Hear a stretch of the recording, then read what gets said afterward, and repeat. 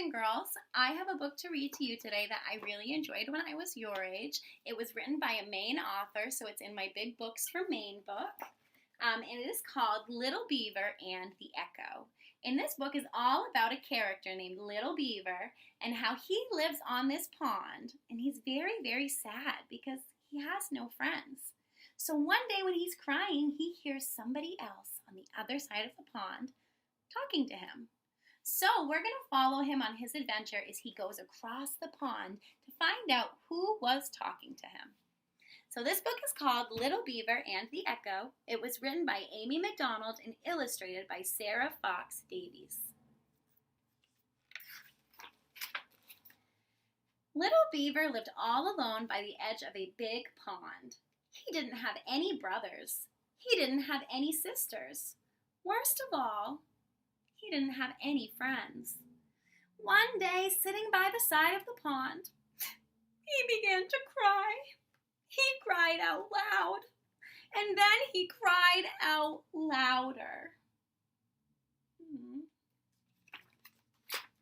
Suddenly, he heard something very strange. On the other side of the pond, someone else was crying too. Little Beaver stopped crying and listened. The other crying stopped. Little Beaver was alone again. "Boo-hoo," he said. "Boo-hoo," said the voice from across the pond. "Ha-ha-wah," said Little Beaver. "Ha-ha-wah," said the voice from across the pond. So he's just crying, but now somebody's talking to him. I wonder who it could be. Little Beaver stopped crying. "Hello?" he called. "Hello?" said the voice from across the pond. "Why are you crying?" asked Little Beaver.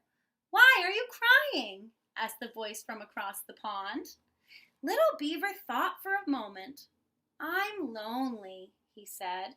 "I need a friend." "I'm lonely," said the voice from across the pond. "I need a friend." I wonder how Little Beaver could be feeling right now. He's hearing this other person who wants a friend too. Little Beaver couldn't believe it. On the other side of the pond lived somebody else who was sad and needed a friend. He got right into his boat and set off to find him.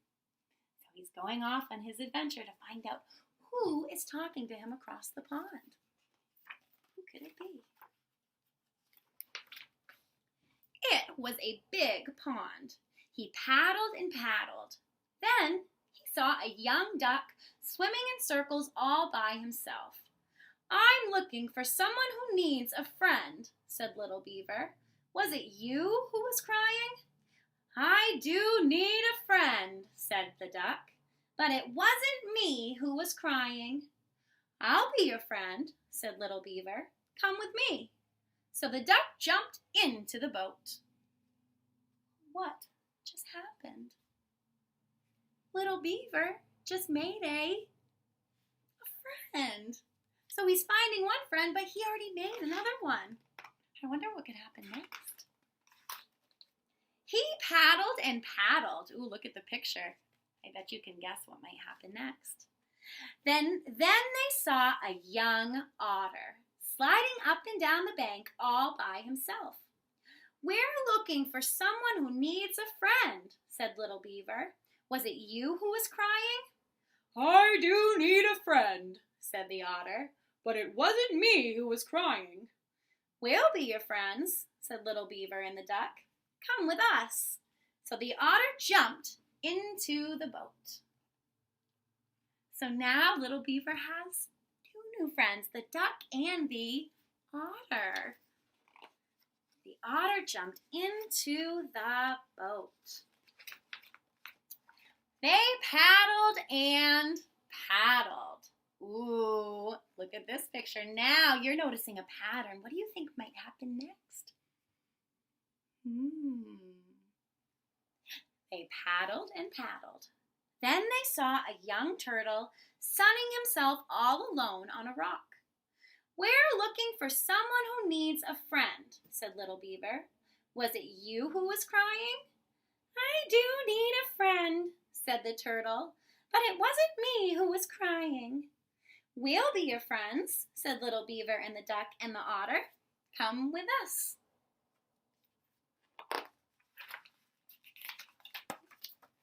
So the turtle jumped into the boat, and they paddled until they came to the end of the pond. Here lived a wise old beaver in a mud house all alone. Little Beaver told him how they had paddled all around the pond to find out who was crying. "It wasn't the duck," he said. "It wasn't the otter, and it wasn't the turtle. Who was it?" Who do you think it could have been? Think about the title of the book, Little Beaver and the Echo. I wonder how that title could help us figure out who is talking across the pond.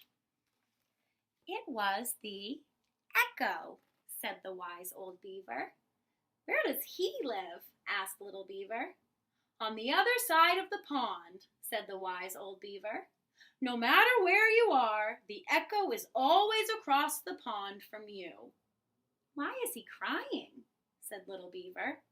"When you are sad, the Echo is sad," said the wise old beaver. "When you are happy, the Echo is happy too."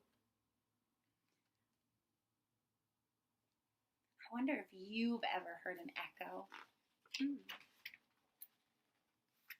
"But how can I find him and be his friend?" asked Little Beaver. "He doesn't have any friends, and neither do I." Neither do I. What do you think these friends over here are going to say when he says that? "Except for me," said the duck. "And me," said the otter. "And me," said the turtle. So he's got all of those friends now. Little Beaver looked surprised. How would you look surprised like Little Beaver? He looked surprised. "Yes," he said, "I have lots of friends now." And he was so happy that he said it again, very loudly. "I have lots of friends now." From across the pond, a voice answered him. I wonder what it said. "I have lots of friends now." It's the Echo. "You see," said the wise old beaver, "when you're happy, the Echo is happy. When you have friends, he has friends too." "Hooray!" shouted Little Beaver and the duck and the otter and the turtle all together, and the Echo shouted back to them, "Hooray!" Oh, so let me ask you a question. What was the biggest problem in this book? What was Little Beaver's problem? And how did he solve his problem? What was his problem? Why was he so upset in the beginning? And how did he solve that problem? So I'm thinking he was pretty upset because... Why was he upset in the beginning of the book? Let me show you. Maybe it'll give you a little bit of a reminder. Why was he so upset in the beginning of the book? Because he didn't have any... He didn't have any friends. And how did he solve that solution? Tell me, what was the problem and what was the solution?